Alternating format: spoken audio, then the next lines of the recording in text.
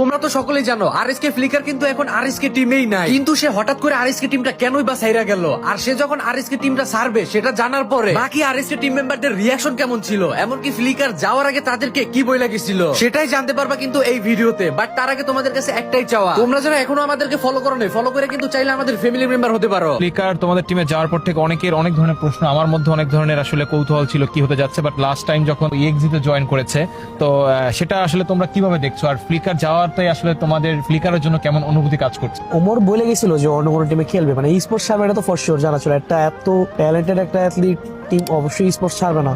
আমরা পজিটিভলি নিচ্ছি, টিমে কোনো এফেক্ট হয় না, মানে ইএক্সি দেখেছে পজিটিভলি নিচ্ছি। বা আমরা এক্সপেক্ট করছিলাম যে ইএক্সিতেই খেলুক, আমরা এটা চাইছিলাম যে ইএক্সিতে খেলুক, অন্য কোনো উল্টাপাল্টা টিমে না যাক। বিকজ একটা টিমে আছে যে ইনাফ কোয়ালিফাইড আছে, যে না আমাদের পাশাপাশি ওই টিমটা আছে ইএক্সি একটা।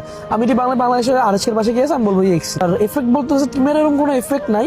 অনুভূতি হচ্ছে যে যে খুব ক্লোজ ছিল একটা ভাই ব্রাদার টাইপের, যে এখনো তো ভাই ব্রাদারই, বাট আসে না যে কোনো মিট আপে গেলাম, কোনো টুর্নামেন্টে গেলাম, একসাথে দেখা হইতেছে, ওই দেখাটা হবে না, ওই জন্য একটু লাগছিল, খারাপ লাগছিল যে না একটা ভাই ব্রাদার কাইন্ড অফ কম দেখা হবে, চলে গেল টাইপের এরকম। আমার মনে হয় এই খারাপ লাগাটা ওর দিক থেকেও আছে, কারণ হ্যাঁ। তোমাদের তো জার্নিটা শর্ট টাইম না, প্রায় 1.5 বছরের উপরে।